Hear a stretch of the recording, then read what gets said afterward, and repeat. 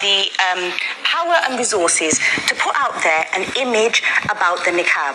I teach in schools, and I said to a young bunch of children, I said to them, if somebody came into Douglas. Hi guys, and welcome back to another video. So we're going to be checking out Douglas Murray. The title of this video we're about to watch is Take It Off.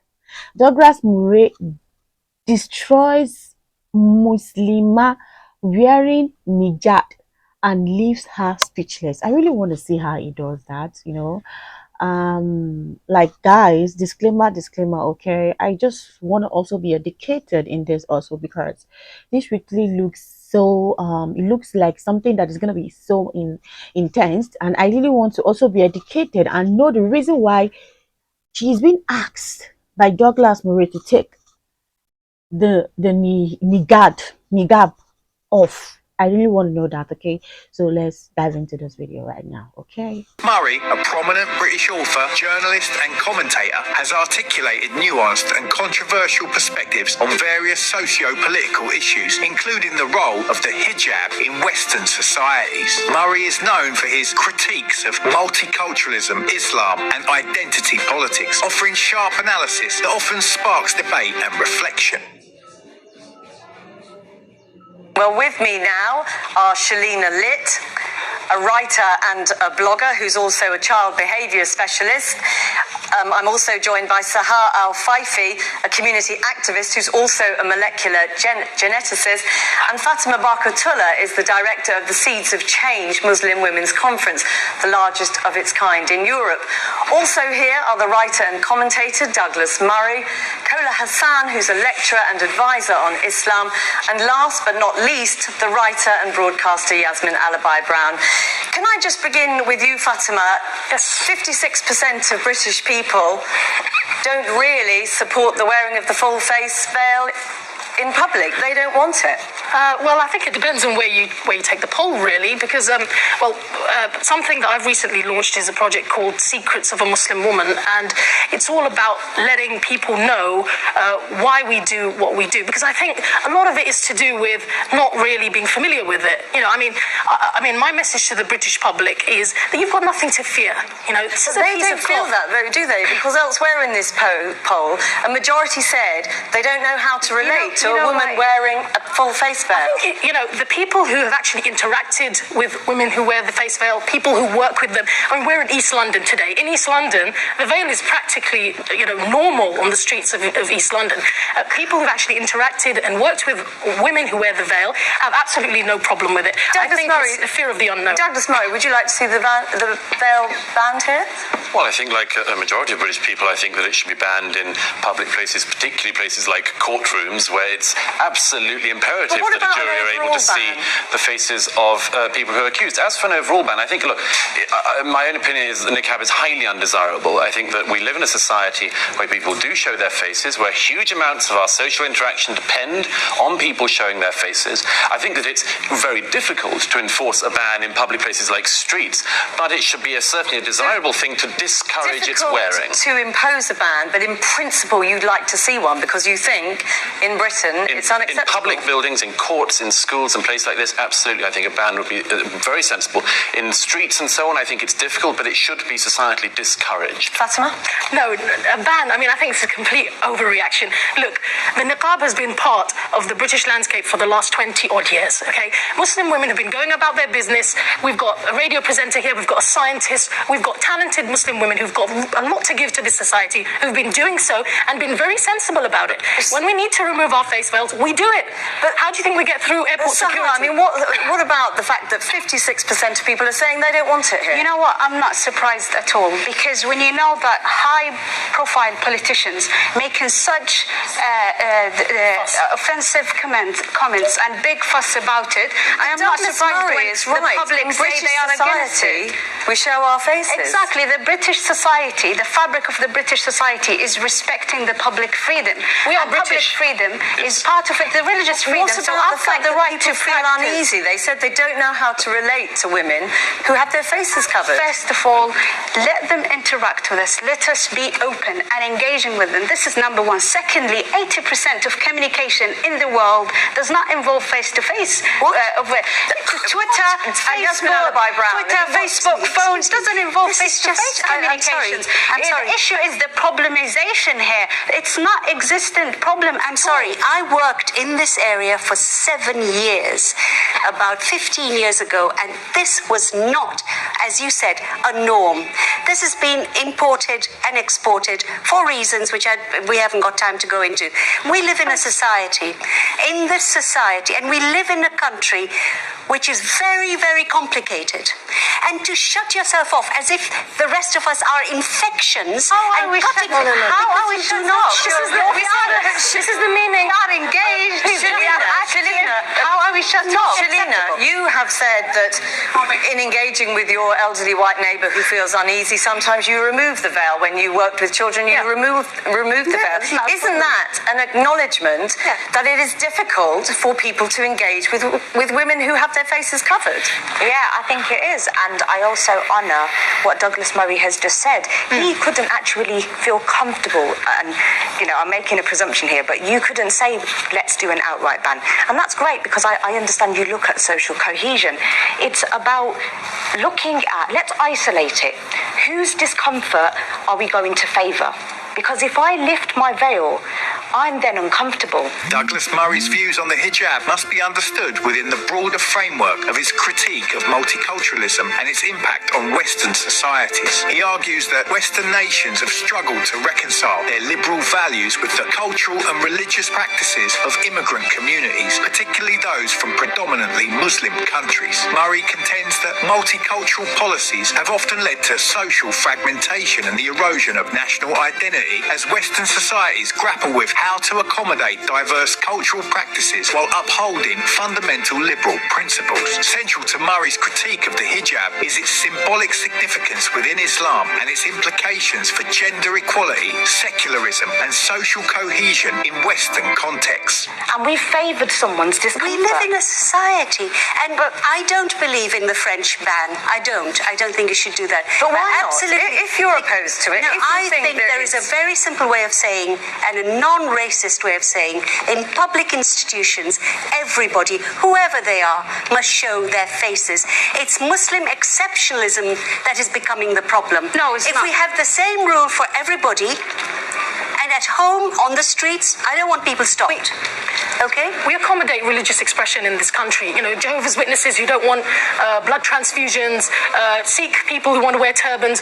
We make exceptions, in certain situations. And so, look, I really want to reach out to the public and say, you've got nothing to fear from us. But We're British. I was born in this country. I love this country. Take up Yasmin's point.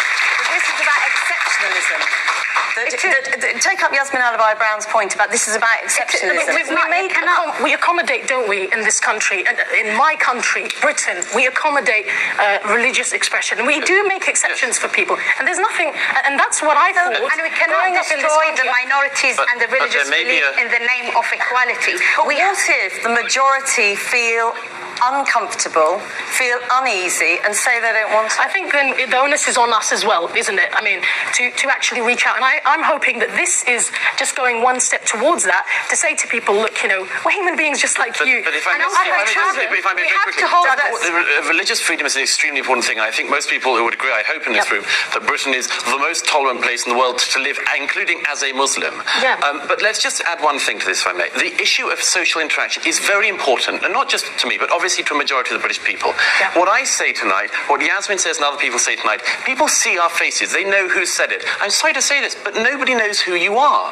They can hear your name, they can't see you. If I say something stupid on television tonight, people know it's me saying it. If you do, with all due respect, you can disappear and no one knows. No, we're not disappearing. What does this say? The meaning of this thing is extremely important to address. The meaning of this thing is women are by nature dangerous to men and society. No. Therefore, they must be covered, they must be buried. That's the meaning of it. And that's what I cannot accept.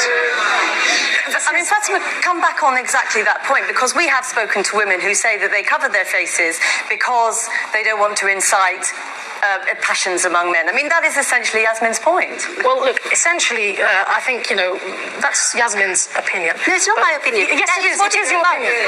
Ask the Taliban. Ask Taliban why they're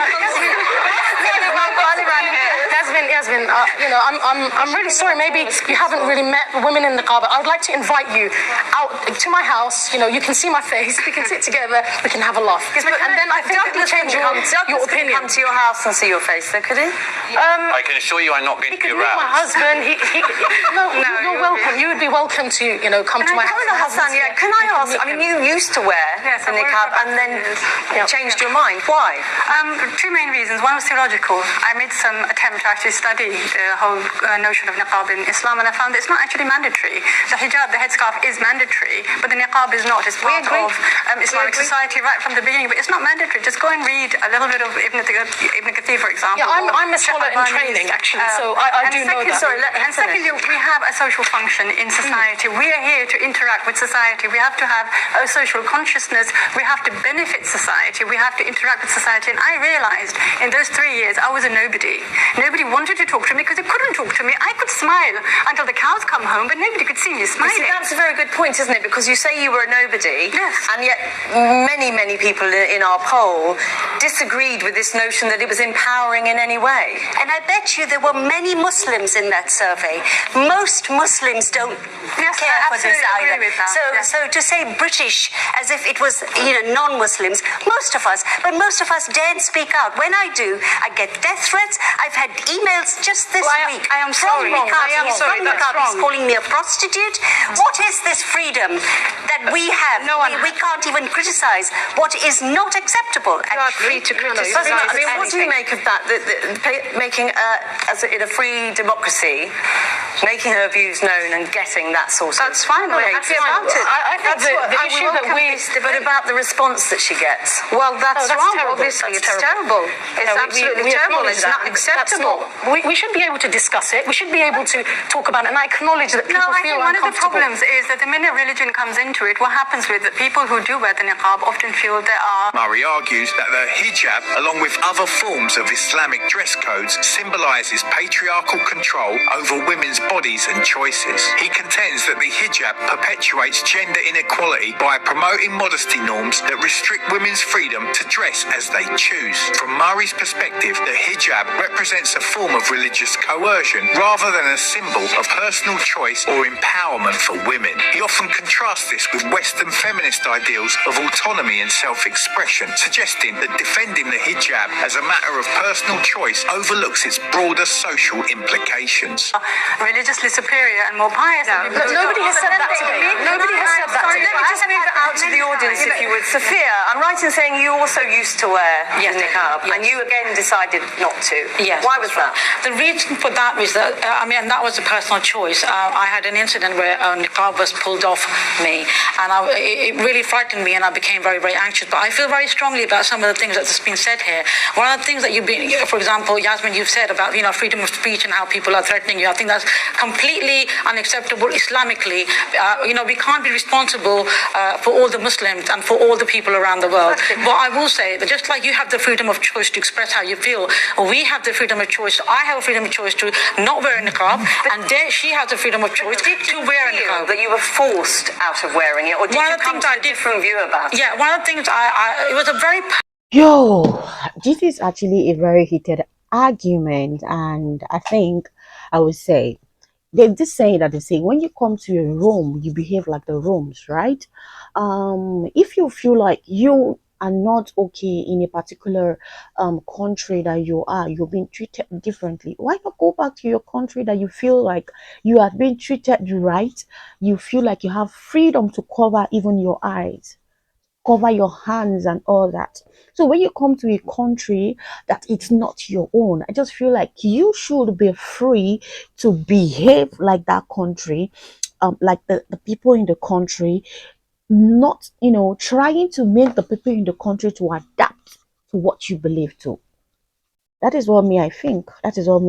You are in a civilized country, just like what the other woman said. She said during the the hundreds that she is a Muslim, and her mom fought for her to be able to open her hair, wear her earrings, and walk normally like the other Christians, you know, and they got it. And now, after getting it, now in the 20s, you're going back to cover your head and, you know, taking away everything that they fought for. They fought for them to be like normal woman being. I'm not saying you guys are not normal woman being, but I just feel like you don't make people to want to be like you. You come to a country that is not yours. You just have to adjust to them. You just have to adjust to them and try to live. Try to live in their rules. We know there is something called human rights, but you're not putting like you're not putting yourself in those people's shoes. You're just picking yourself first. You know, this is actually a heated argument, and I can see where it's going to.